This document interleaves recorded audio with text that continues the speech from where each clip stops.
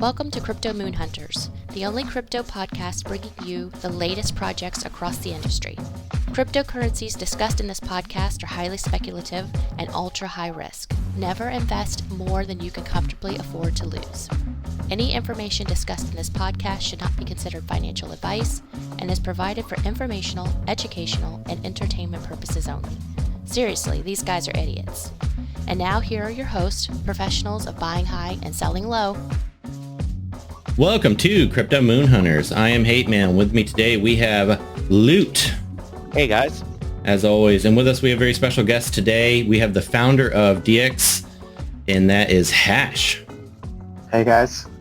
And we also have the jack of all trades, media master, Lewis.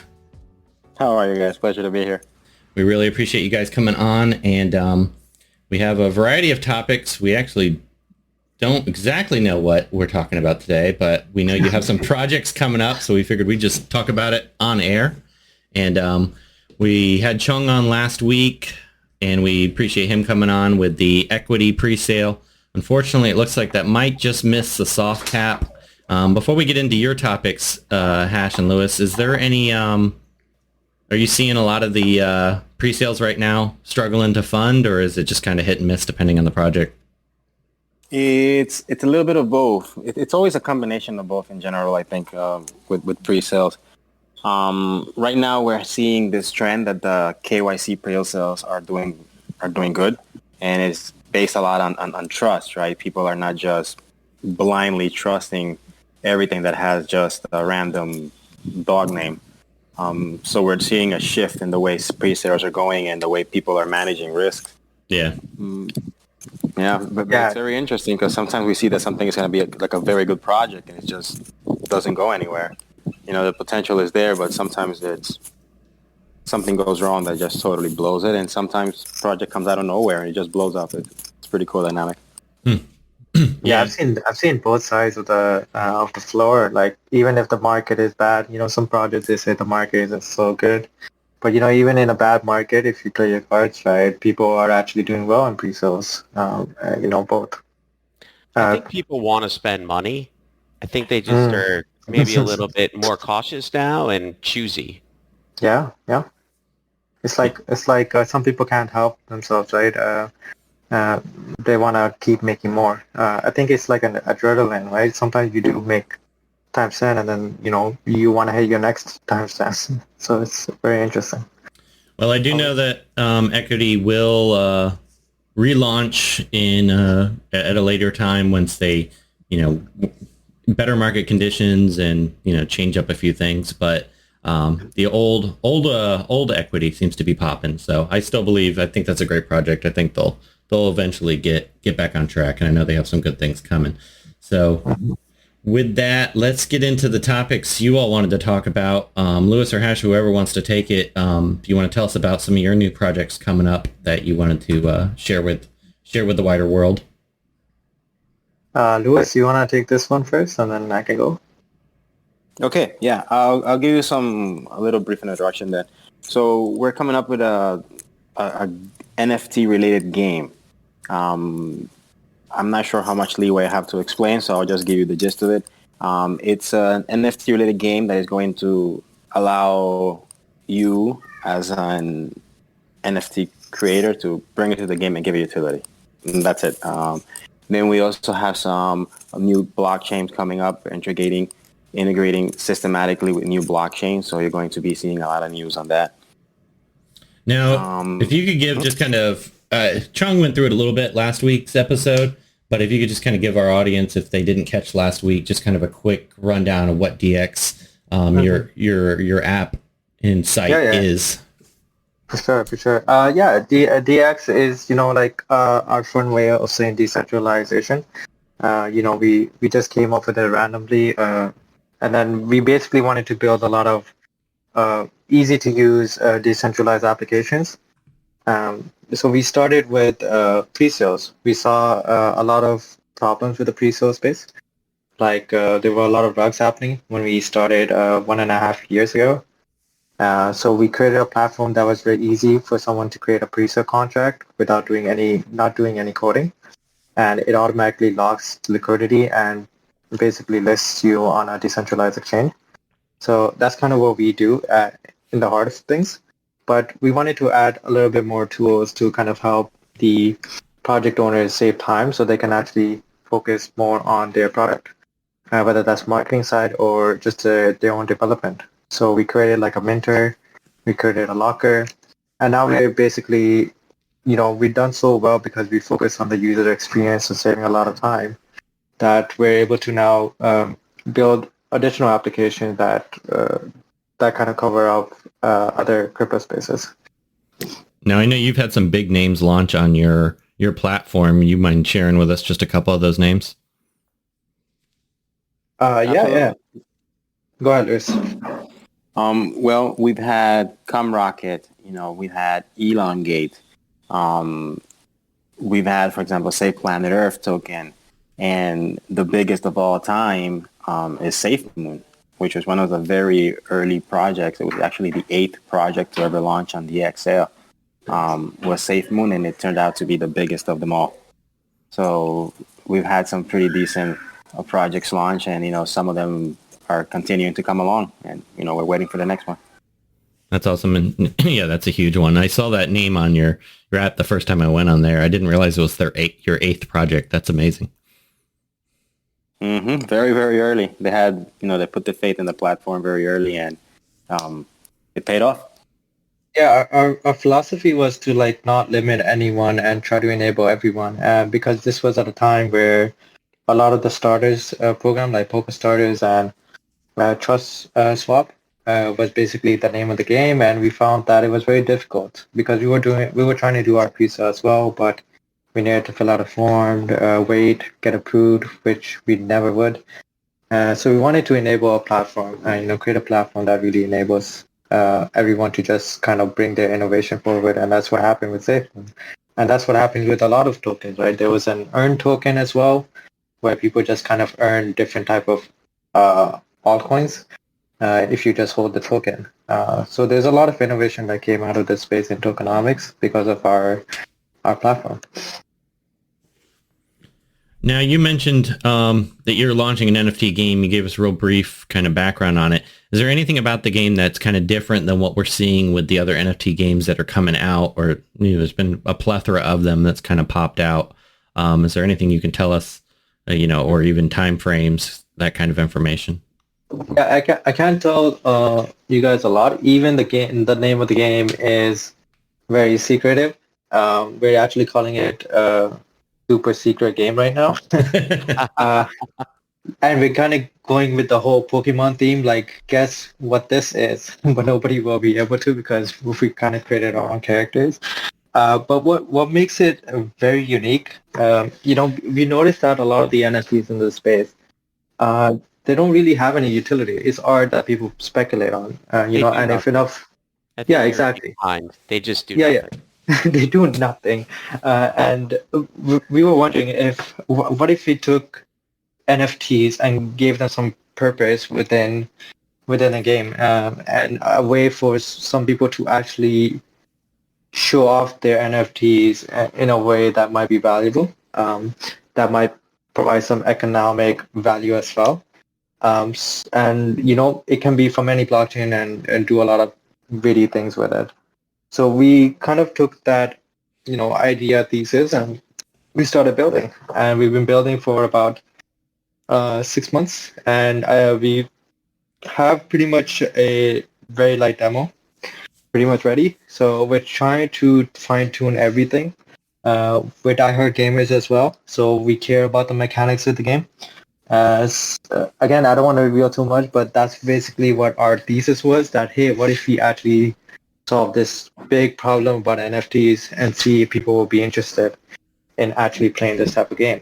So that's what we're trying to do. Our high-level timeline is about mid-May or end of May to just release the first full trailer and announce a couple of things. I think 1 month prior to May, we're trying to aim for a very unique website that kind of showcases the project to the world, because even the project, we're not really talking about it yet. not until everything is ready.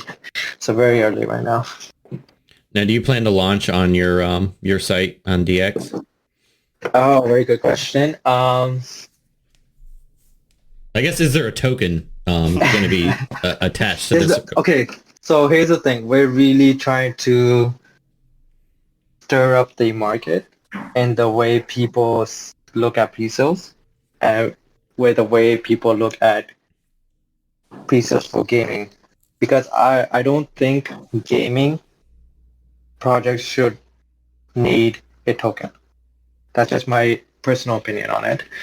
And because of that thesis, we are going to do something very unique in the launchpad space through this game as well, to kind of showcase a concept to the world in blockchain that hasn't been done yet.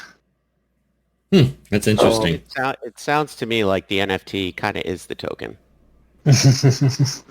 Well, you have to wait and find out. Yeah. Yeah, because I know, and to push back a little bit on the in-game currency, is that most games we play does have some type of gem that you need in games. There's always that gem. You need it. Of some kind. Yeah, but you know what? That gem can be an NFT. It definitely can be. Definitely can be. Right, and if you notice, any game that we play, right, gems are never like 1.9998785 gems. It's always a whole number. Right. It's always one gem, 100 gems. One gem is one gem. Exactly. So why do we need tokens? It just doesn't make sense. Very true. That's interesting. Well, Lute and I are huge gamers, so we... You know what? If you guys are interested, we're going to do an in-house playtesting. So I'd love to invite you guys, get your opinion before we actually We'd be happy to give you some feedback. Yeah, we would love to do that. That would be fantastic. We are hardcore gamers. Oh yeah, definitely. We're actually looking for really hardcore gamers to give us some playtesting, because this game is very competitive in nature as well. Oh, see now you got me. You just perked our interest big time. Magic word. It's competitive. We're trying to combine a lot of fun and competitiveness. Yeah, we have a lot of through our, as many of you who listen to this know, we podcast for a different game, and so we do know quite a few gamers. If you need any extras that are into crypto and into gaming, so definitely. What we're trying to do is just create a community. We want to build a separate community that's not part of the DX sale, kind of the DeFi world, because this is more GameFi. So we're creating a new Telegram group just for this game, and we're trying to connect with other like-minded organizations and do Twitter spaces and just talk crypto games, without having all of that political stuff. If you want gamers, are you going to do more Discord? Because gamers tend to not do as much Telegram. Yeah, but we've been having trouble trying to find a way to kind of grow our Discord. Yeah, Discord's funny because it is hard to grow, but it seems, I don't know. I've always preferred Discord over Telegram, but it's... Yeah, I love Discord over Telegram because of the organization as well. Yeah. But no, I completely understand. For some reason, Telegram just fills so fast. If you guys if you guys need people to talk to on how to properly set Discord up, Dookie Jones is a freaking wizard. Okay. Cool. From Equity Coin. Guy is amazing. His whole team, they really know how to do it. Okay, that's pretty cool, man. Thank you for the advice. No, but that's something that I personally need to polish up myself up on. Telegram seems very, I don't know, you can get away with it kind of intuitively, but Discord, you gotta really know your stuff. Yeah, it's the only thing. Telegram is a double-edged sword, right? You get all these people, but you get so much else with it. Yeah. Yeah, it's easy to get lost in the conversations on Telegram. That's my problem with it. Which, it's funny because on Discord, and anybody that knows me from all our gaming Discord channels, I hate like when there's like 8,000 Discord channels within the same. It drives me crazy, and I'll only use general and like one other one. But it's funny because that's my main complaint on Telegram is that there's only one channel. So Yeah, it's We need the happy medium. Just give us 3 channels and we're good. yeah, exactly. They need to do 3 channels. They can have like an official links or Yeah, yeah. Sometimes people go overkill. I think Yeah. I was doing a bit of research on this game. I forgot the name, but they had like 20 channels basically, and they had groups, and they had a teaser group where they had teaser gameplay, teaser trailers, teaser concepts, and I'm just like, very organized, but where do you go? So my kid plays a lot of Roblox, and he plays a lot of different Roblox games, and all of the individual games that he plays has a Discord. So I was just kind of spying on him because he's 9, just making sure that everything was okay.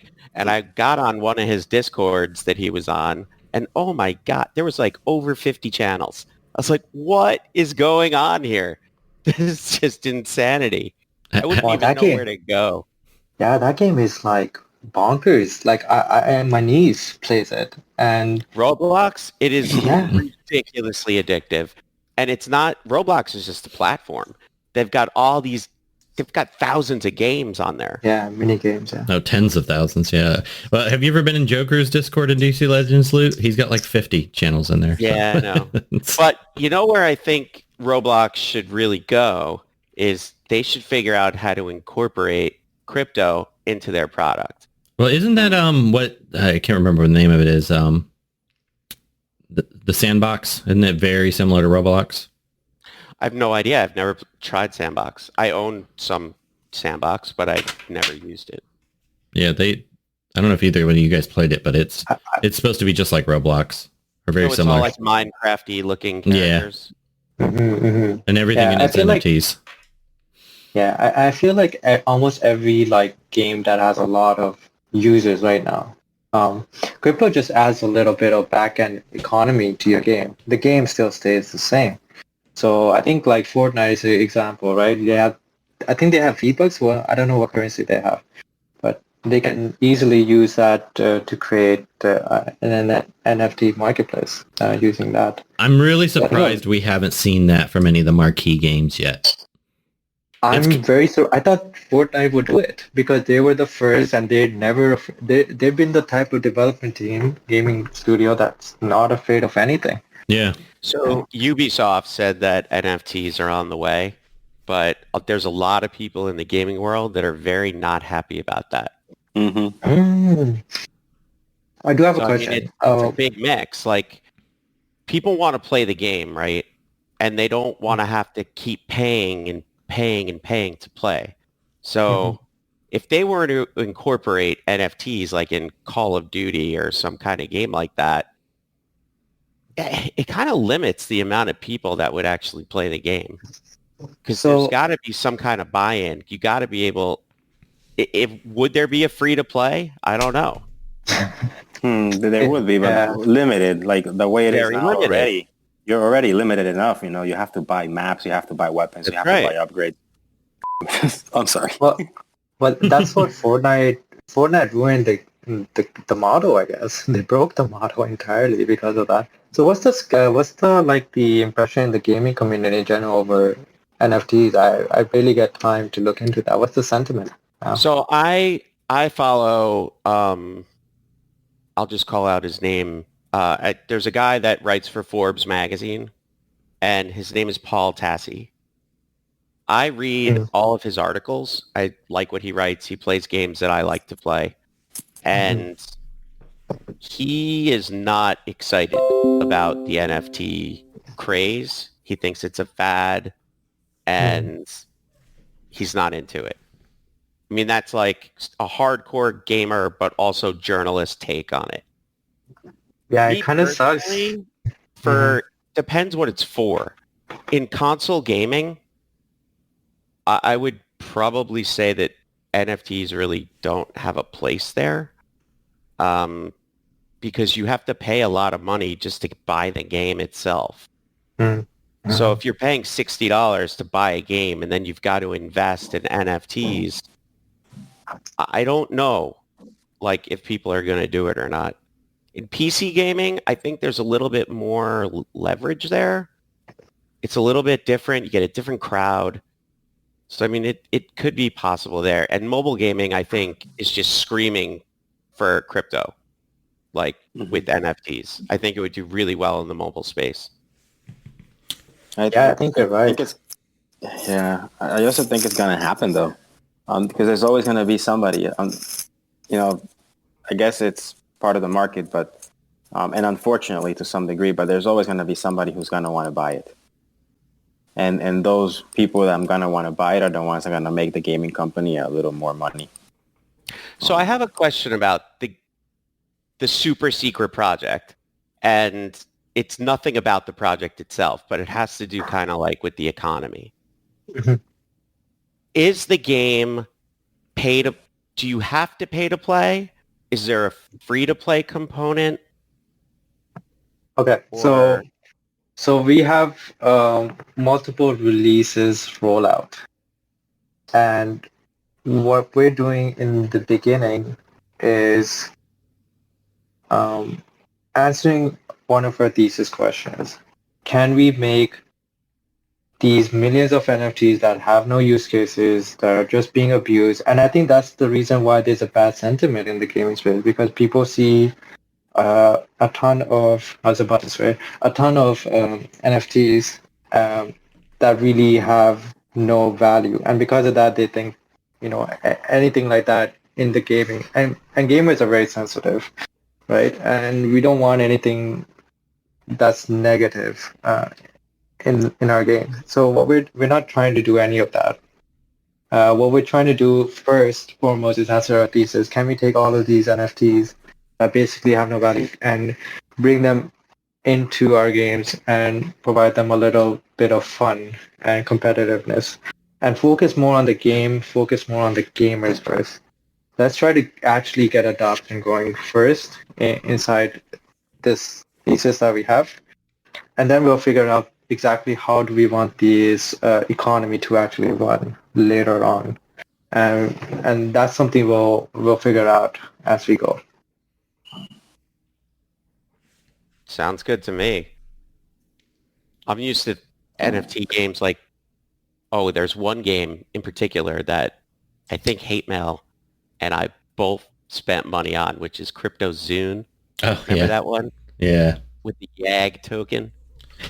Just to make it clear, like it's a free game what we're building, because we're a 2-year-old project that make revenue, and we're doing this out of pure passion to see if we can create adoption within this, bridging of two big industries, the finance side of things and the gaming side of things in a very seamless way.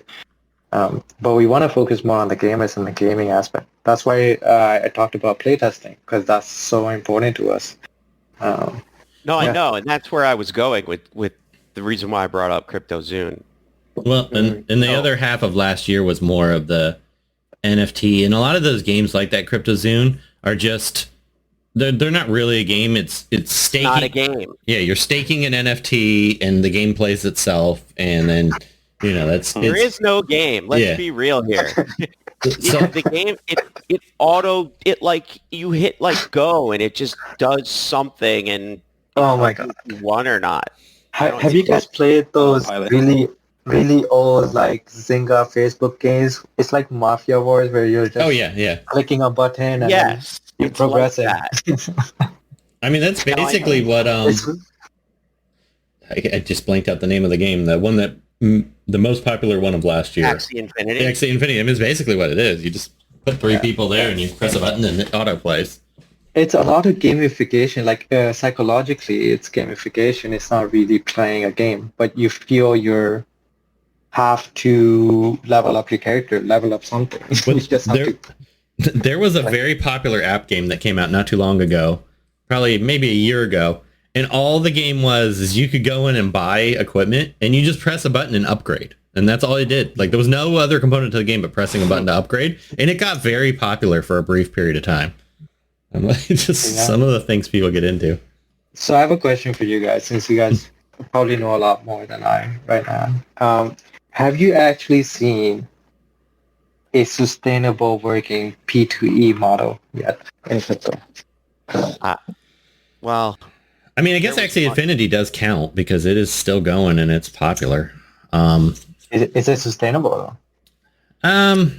I mean, So far it has been. yeah, I'd say long term, probably not. I had this conversation with somebody once about like the shelf life of one of these games, and I think what were we saying? Like maximum of like a year, maybe 2. Yeah, a year to 3 years. But then again, I look at the games that are builder games where you can build games within the games, like Sandbox and some of those other ones. That's more of a platform. Yeah, I would say those definitely could be long-term sustainable because you can earn by doing different things within the game or building things, selling things. So those I feel like have a longer shelf life than your average game. But then, I mean, look at World of Warcraft. That game's been around for 15 years. It's not play to earn, but it could easily be a play to earn game. They can absolutely turn that game into play to earn. Yeah, or a game like it, something of the future. So, but I think it's difficult. It's very difficult. You have to have some type of angle. It either has to be a great game that's going to have a really long shelf life, or it needs to have some other utility type of component to it that would cause people to want to use it long term. And there's one other component, and this is from our experience in that mobile superhero game that we play. The game will only live as long as you give it updates. So once the updates stop, once you stop doing new stuff, like a new world, new characters, new equipment, just new, right? Like, it needs a constant flow of content. Yeah, that's the only way a game is going to make it over time. Yeah, you need a new carrot to chase, always. You need that thing to chase. Now, the question is, well, how often do we need that? Or what is the model to make sure that the game is played on a regular basis? And it's a really hard thing to tell. I mean, one of the games we play updates monthly. One of the games that I play turned, instead of doing these big downloadable content, they turned it into seasons, and that's a very popular thing right now, to make seasons. So let's say you do a season a month, every month, or maybe every 60 days. It all depends on like how much content you could actually produce. And the more frequent you do it, the higher the sustainability is. There's one game in particular that my kid plays that has seasons in it. It's on Roblox. It's called Bed Wars. And the game has like I think it's once a month. Like once a month, there's like this, you buy the season for like $15, and then you could buy if you wanted to like upgrade the entire season in one shot, but it's usually going to take you a while earning like experience points to like unlock everything. So the unlocking process keeps the player drawn in because they want to keep trying to earn something. As long as the chase is there and the reward is shiny, like it's like, ooh, I want that, you're going to have a great game. It's going to be sustainable. It's going to live. And I agree with that. And then I would definitely say a community component definitely needs to be there. So where you can play with people, because the mobile game we play, I mean, we would have quit a long time ago if we didn't have an alliance that we feel loyal to. The only reason we still play the game is because we made friends. Yeah, you have your in-game group that you do things together. I'd say that community component within a game is probably the single most important feature if you want a game to last for a length of time. Yeah, one thing. Sorry, go ahead. No, please. No, I was going to say it's a solid statement, solid advice. Yeah, one thing I've noticed, guys, is just there's a heavy dilution, right? It's very competitive space, and first you need to figure out how do you get new users into the game, and then you have to figure out how to sustain the game. And I think it's getting harder and harder with the crypto because that's what's happening. And I think a lot of people will be surprised how many games actually last, because right now it's very easy to get people, maybe because of all of these pre-sales or NFT hypes, but getting people and then sustaining it is another story. Yeah, I would say it's because there's been so many scams and so many games that have just, come out and been just terrible. So they, they launched, people had hope, they were, a lot of these games. I mean, I would say a really popular one that I think has a very bright future on Solana is that Star Atlas game. If you guys heard about that, it looks phenomenal. The graphics are amazing. It looks like, Is it actually playable now? It's not. It's just basically NFTs that you stake right now. You're building up resources for the future. And I mean, the most expensive items in the game, like if you want the best ships, they're like $40,000 right now. So, Wow. which is crazy. And people are buying them. Like, I mean, their market cap is humongous. But, that game may never be playable. It's not really a game. I mean, because they expect it to take years before it's actually, like, the full game's playable. When I saw that, I was thinking about Bethesda. They were coming up with a game around space as well. I forget what they were calling it. And do you guys know what I'm talking about? I know Bethesda. I'm not sure which space game. Starfield. It's called Starfield. And it's basically like Star Atlas. And Bethesda is like one of the best gaming studios out there. They made Skyrim. They know exactly, and Fallout, how to create this immersive kind of metaverse feeling. And for them, this game took like 6 to 7 years. And we're still waiting. So I'm only wondering how long this is going to take. It could take a super long time, and it may never launch. I mean, it's, I'm at an 80% loss on my Atlas and ships that I bought for the stupid game. But that's kind of the story of my my gaming purchases all last year anyway. So it's. I think also that I really think that a lot of the people that are probably creating these crypto NFT games are not gamers themselves. They're creating more financial products. I think there's still a lot of developers and actual gamers who haven't made it into the crypto space. So we're really seeing more of a mixture of crypto people who game rather than gamers who are diving into this. I think it's growing for sure, but it's still not as popular as it should be. I think it's where I'm trying to get at. And we're going to see more solid games develop as you get more solid actual game developers who want to make games and not a crypto related, a game related crypto project. Yeah, you're exactly right. Yeah, you're exactly right with that. The true gaming companies need to build the game and then just add crypto to it, not the reverse. Exactly. Yeah. Uh-huh. Most of the games that I invested in 2021, I would say at least half of them were rugs or scams.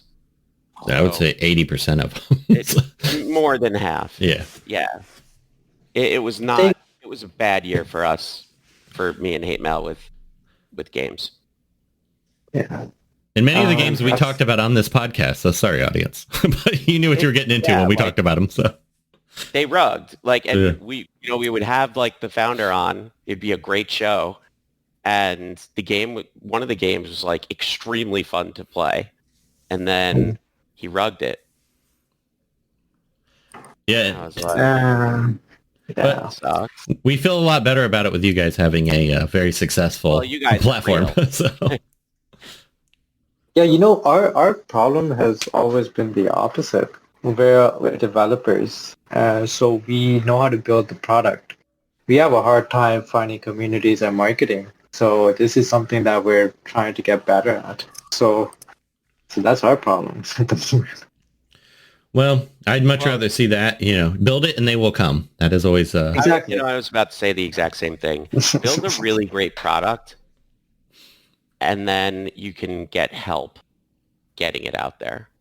And when your game is ready to launch or is in beta form, we'd love to have you all back on and, talk about our experiences playing the game, talk about the game launch when you're ready. So that'd be awesome. We're super excited about that. Definitely. Anything else you guys want to talk about before we wrap this up? We have a lot of other things coming up. We're working on some things actually in plural to make things even better and easier for users. And users, we mean developers and pre-sale buyers as well, because we know developers also have a hard time struggling with things outside their area of expertise. Really, case in point, DX, right? Building a great product here, but not having the connections to probably get it out there. And right now we have Grandmaster Chong, but before that, marketing was a struggle. So the idea of DX has always been to make things easier for the user, whether it be the developer or the buyer. So we're implementing something related with marketing, for example, where you can come in and you can have reputable people help you market your product, and you don't have to, take unnecessary risks. Focus more on developing your product and leave other parts that are outside your knowledge to professionals who are vetted to some, degree by third-party people, not DX, so keep the whole decentralized theme. The gaming is coming up, and part of the whole marketing is also an ambassador program that DX is building, and we have some solid names signed up for the ambassador program, which is very cool. What is the ambassador program? Yeah, I was going to say, can you explain that to us a little bit? Basically, they're vetted, select professionals in different fields that are going to help developers better get their product out there. Whether it's people in marketing, code audits, anything related, outside whatever it is you're good at. If you're a game... Just to expand on that, it's basically anyone that feels they can contribute and help project grow, they can actually sign up for the ambassador program. And an ambassador program could be AMA channels, it can be graphic designers, it can be content writers, it can be growth hackers, it can be website developers, anyone that might be interested in helping out a project out. So any contractors basically, and they basically apply, and we basically vet them and determine if they are providing a quality level of service, and then we basically connect them with our KYC only projects at the moment. That way we ensure that the KYC project have a list of people that they can reach out to if they feel they need help, and vice versa. That's really interesting. So it's like an in-house consultation. Yeah. Yeah, what I've had a lot of struggle with is I will get about I think I still get 5 to 10 messages about people wanting me to pay them for hey, do you need graphics, do you need stickers, do you need this, do you need that? And sometimes I do buy it. And I bid it enough to the point where I would buy it and then they would either disappear or the quality of the work that I was expecting wasn't there. So there's always these type of lingering issues, and I feel like when you're doing a pre-sale, you have a very limited budget and you have very little room to play around with this type of stuff. So trying our best to basically help pre-sales like that.